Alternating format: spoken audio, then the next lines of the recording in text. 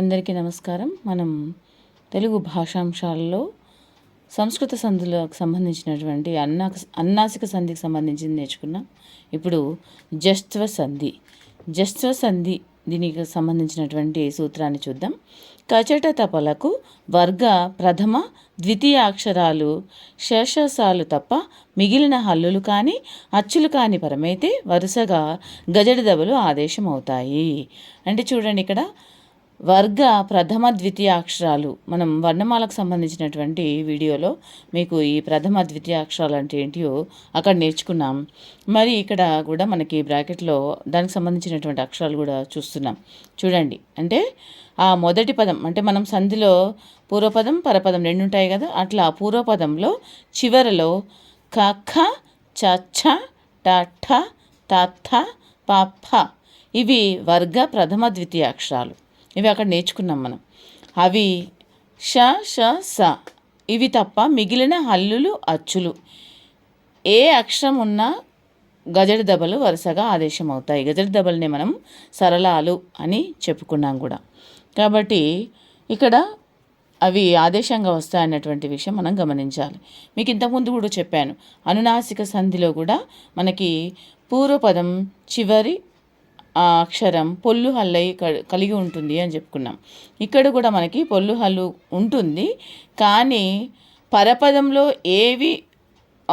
పరపదం మొదటి అక్షరం ఏది ఉంటుంది అనేది మనం గమనించాల్సిన అవసరం ఉంటుంది. మరియు దాన్ని కలిపినప్పుడు ఏ విధంగా అది మారుతుంది, అంటే కచటతప్పలుగా వస్తున్నాయా, ఇంకా లేదా ఇప్పుడు నామా అని అన్నాసికలు అని చెప్పుకున్నాం. అన్నాసికలు వస్తేనేమో అది అన్నాసిక సంధి. అలా కాకుండా గజడి దెబ్బలు వచ్చాయనుకో, ఆ విధంగా వస్తే అది జస్త్వ సంధిగా మనం చెప్పుకోవచ్చు. ఇప్పుడు ఉదాహరణకి ఇక్కడ ఉదాహరణలు చూపిస్తున్నా చూడండి. సత్ ప్లస్ ఆచారం, సదాచారం. ఇప్పుడు ఇక్కడ సత్ ఇది తకారం, అంటే ఇక్కడ కూడా కచట తపలు అనేవి అవి అక్షరాలుగా రాకుండా పొల్లు హల్లు రూపంలో వస్తాయి, అది గమనించండి. ఇక్కడ త్ అనే దానికి ఇప్పుడు మనం ఇంతకుముందు చెప్పుకున్నాం క ఖ చ ఛ ట ఠ త థ ప ఫ ష ష స ఈ అక్షరాలు కాకుండా వేరేవి హల్లులైనా కావచ్చు, అవి అచ్చులైనా పరమవచ్చు. అంటే ఇక్కడ ఆ అనేది పరమైంది. దీన్ని కలిపితే ఏమైంది త ఆ, అంటే దానికి త వచ్చినప్పుడు మనం కలిపినప్పుడు సంధిలో దా వస్తుంది. అంటే చూడండి, క చ ట త ప దాని కింద క్రమంగా గ జ డ ద బలు అని పెట్టుకున్నాం అనుకో, అప్పుడు తా కింద దా వస్తుంది. అంటే కా కింద గ, చా కింద జ, టా కింద డ, తా కింద ద, పా కింద బ. ఇలా ఆ అక్షరాలు పరమైనప్పుడు ఈ అక్షరాలు రావడం అనేది జరుగుతుంది. అంటే సరళాలకి పరుషాలకి మనకి సరళాలు రావడం అనేది జరుగుతుంది, అది గుర్తుపెట్టుకోండి. కాబట్టి ఇక్కడ సత్ ప్లస్ భావం సద్భావం, జగత్ ప్లస్ విఖ్యాతం జగద్విఖ్యాతం, సత్ ప్లస్ భక్తులు సద్భక్తులు.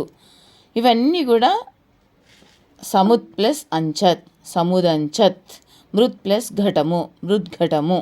ఇవన్నీ కూడా తకారం పుల్లుగా ఉన్నవి, అవి కలిపినప్పుడు అది దకారంగా మారిపోయింది, అది గుర్తుపెట్టుకోండి. తర్వాత వాక్ ప్లస్ ఈషుడు వాగీషుడు, కా వచ్చినప్పుడు గా వస్తుందని చెప్పుకున్నాం కదా, అట్లాగే వచ్చింది చూడండి. తర్వాత ఇక్కడ ఉన్నటువంటి ఉదాహరణలో మనము తాతో చూసాము, ఇప్పుడు కాతో కూడా చూసాం. మళ్ళీ ఇంకో వేరే ఉదాహరణలు కూడా చూద్దాం. వాక్ ప్లస్ వాదం వాగ్వాదం, దిక్ ప్లస్ అంతం దిగంతం. చూడండి, తాతో కాతో ఉన్నాయి వరుసగా. తర్వాత 25 షడ్ ప్లస్ అంగాలు షడంగాలు, షడ్ ప్లస్ గుణములు షడ్గుణములు. ఈ విధంగా కకు ప్లస్ అంతము కకుబంతము. 28 సు ప్లస్ అంతము సుబంతము. ఈ విధంగా తాతో కాతో పాతో మనకి ఉదాహరణలు ఉన్నాయి. ఆ వాటికి పరపదంలో కక్క చచ్చ ఠట్ట తత్త పప్ప షాలు తప్ప మిగిలిన హల్లులు అచ్చులు మాత్రమే పరమైనవి, అవి గమనించండి. ఈ విధంగా పరమైనప్పుడు మనకి అది జస్త్వ సంధి అని మనం గుర్తుపెట్టుకోవాలి. అలా కాకుండా అనునాసిక సంధి వచ్చినప్పుడు మనకి పూర్వపదంలో కచట తపలే ఉంటాయి. జస్త్వ సంధిలో కూడా పూర్వపదంలో కచట తపలే ఉంటాయి.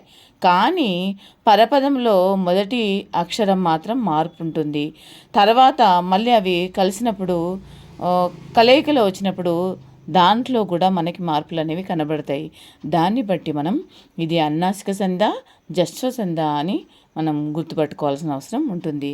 తర్వాత వీడియోలో శుత్వ సంధికి సంబంధించినటువంటి వివరణ తెలియజేస్తాను. ఇక్కడ ఇంకా నేను చెప్పనివి కూడా ఇంకా ఉదాహరణలు ఉన్నాయి.